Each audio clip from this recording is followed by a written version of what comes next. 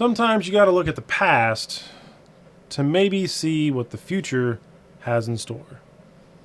Let's take a look at what my predictions are for Outsiders, the Flesh and Blood set that'll be the first one in 2023. All that and more right now.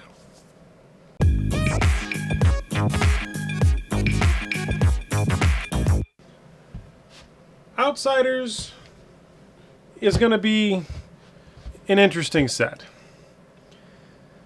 So, for Outsiders, dual class is not only just a rumor, but actually a thing.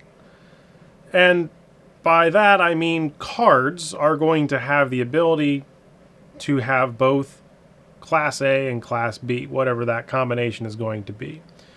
So my bold prediction is that they have revealed so far one dual class card, which is Ranger and Assassin. In order for this set to be draftable, as it is a core set, maybe is the right term, or it's going to be considered a set that would be draftable in terms of what Flesh and Blood would call it draftable. Let me go back.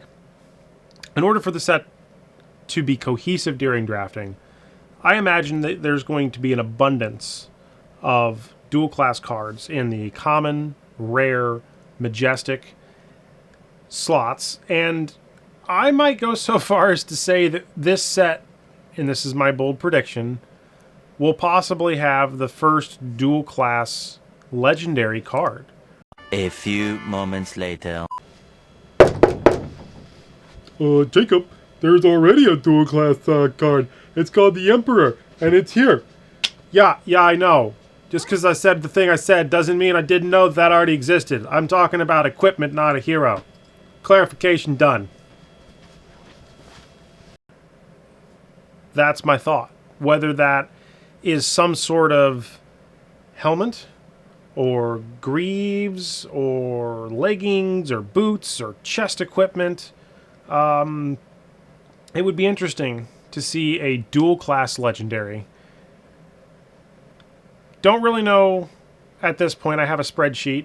There will be a video that I need to update on that, by the way. I've been keeping track, if you don't know about this, of all of the equipment in Flesh and Blood and which slots have what, whether they have legendaries, majestics, whether they have multiple legendaries, multiple majestics, whether they have nothing, whether they're official, or in this case, as an example, when Yorick was first spoiled, Yorick didn't really have any equipment. Well, now Yorick has the loot, so technically he has a weapon.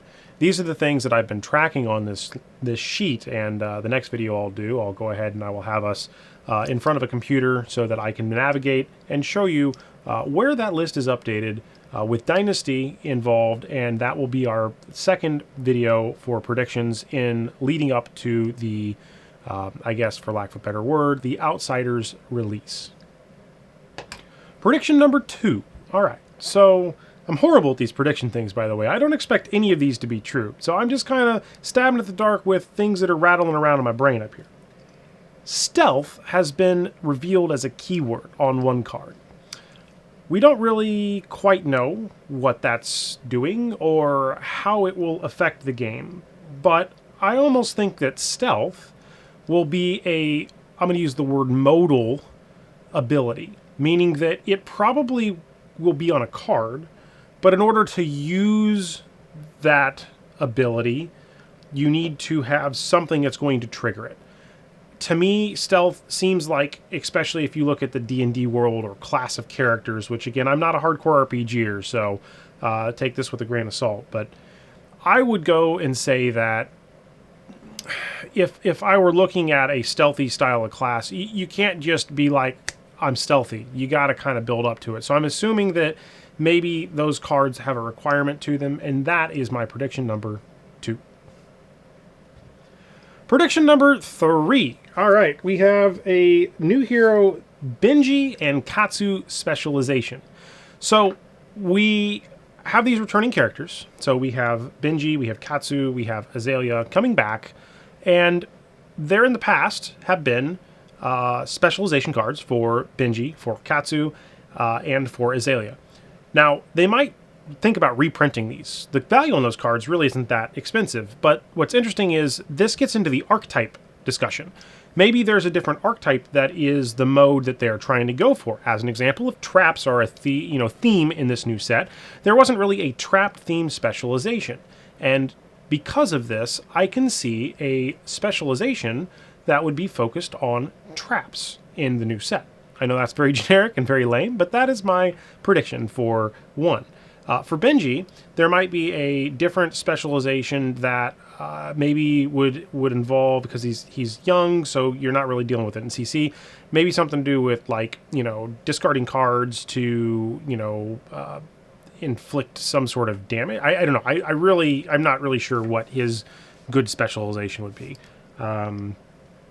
Katsu, his specialization, I mean, there would be interesting to see if maybe there would be some specialization for him that's going to allow him to be a little bit more faceted and maybe dealing with those tiger tokens.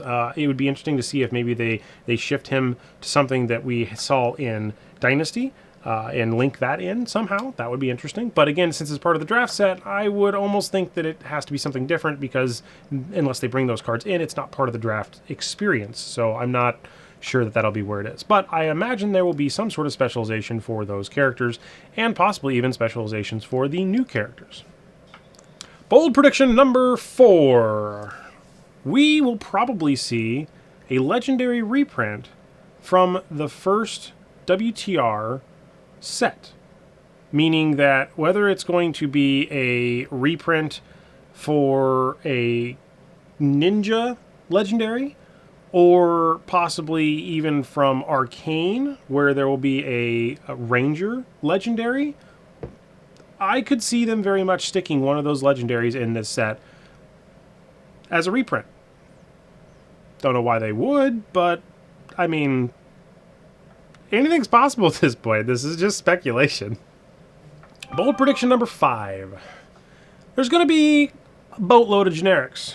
Because if you go back and start thinking about WTR, and what to me was the most fun experience about WTR and Arcane Rising over the later sets like Monarch and Tales of Aria is that generics really made the draft experience much more engaging, and it gave me the flexibility, even as a player that wasn't that good, and I would still say that I'm probably not that great, to be able to build a lot more generics into my deck and kind of hold on to picking my direction toward the end.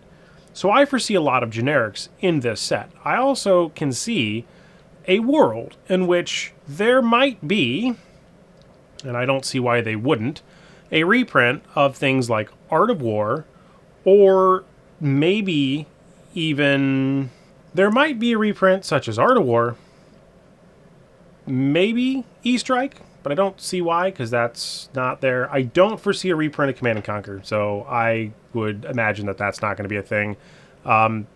Although, maybe I don't see that. But I would foresee at least one generic becoming a staple going forward from this set, because I just get the feeling that the core sets are designed to have things that are going to be more stable long term, and cards that you'll want to say, I got my copy when it came out. So I can foresee either maybe even a legendary generic, and I don't know if that's going to be a new legendary generic for a equipment case that we haven't seen before, because we have plenty of generic heads, but we have generic chess pieces.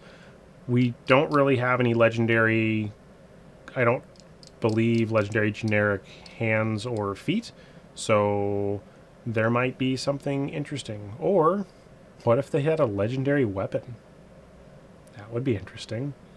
Weird, and probably piss a lot of people off, but interesting. Numero 6.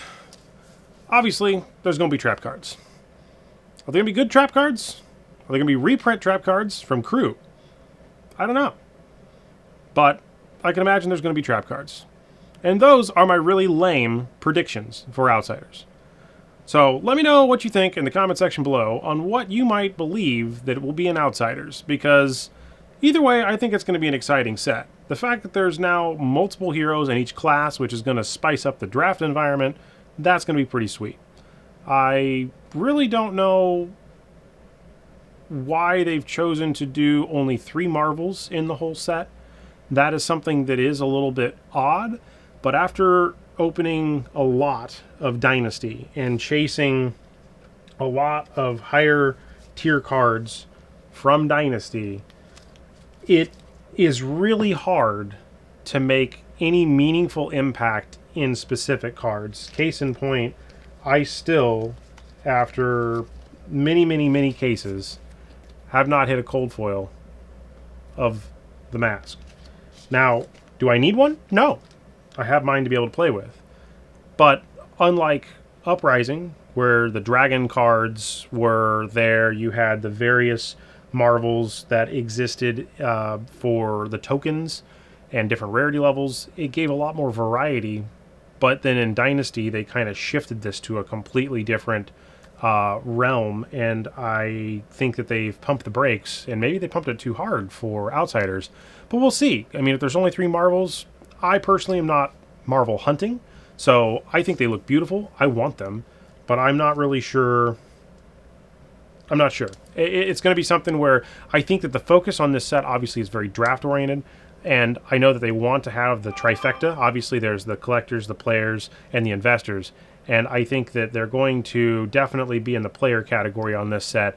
And I think the collectors are going to have things that they're going to like. And who knows, there could be some surprises left in store. Because obviously, the Emperor was a surprise in Dynasty. So what might they have that's going to be a surprise in Outsiders? Thank you so much for watching. Hopefully this finds you well. Until next time, see ya. Your captain.